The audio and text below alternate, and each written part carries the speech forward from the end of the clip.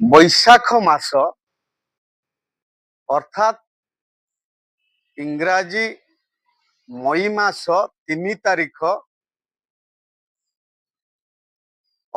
ମଧ୍ୟାହ୍ନ 12:30 ରୁ 4 ତାରିଖ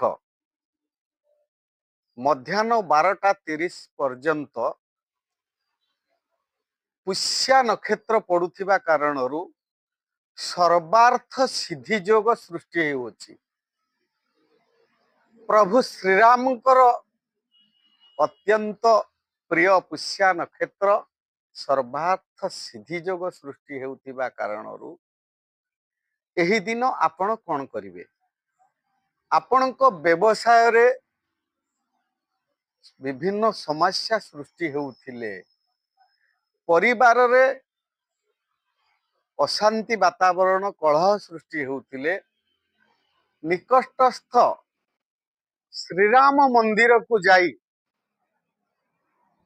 ଆସନ୍ତା 4 ତାରିଖ ଦିନ ସକାଳୁ ଶ୍ରୀରାମ ମନ୍ଦିରକୁ ଯାଇ ମିଠା ପାନ ଅର୍ଥାତ୍ ପାନ ଦେହରେ କିଛି ମିଠା ମହୁ ହେଇପାରେ କିମ୍ବା ମିଠା ଦ୍ରବ୍ୟ ଦେଇ ପ୍ରସାଦ ରୂପେ ପ୍ରଭୁ ଶ୍ରୀରାମଙ୍କୁ ଭୋଗ ଲଗାନ୍ତୁ ଏବଂ ନିଜର ମନସ୍କାମନା କରି ଏକ ହଳଦିଆ ରଙ୍ଗର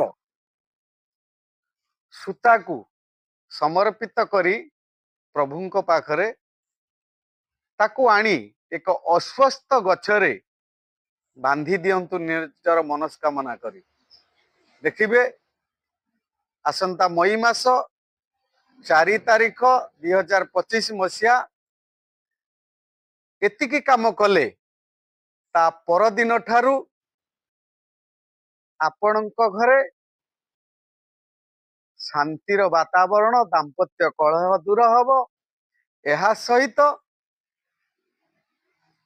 ଆପଣଙ୍କ ବ୍ୟବସାୟରେ ହେଉଥିବା କ୍ଷତି ଧୀରେ ଧୀରେ ସୁଧୁରି ଯାଇ ପରିବାରରେ ମଧ୍ୟ ଆର୍ଥିକ ଅନାଟନ ଦୂର ହେବା ପାଇଁ ବିଭିନ୍ନ ଦିଗରୁ ଅର୍ଥ ଆଗମନର ବାଟ ଫିଟିବ।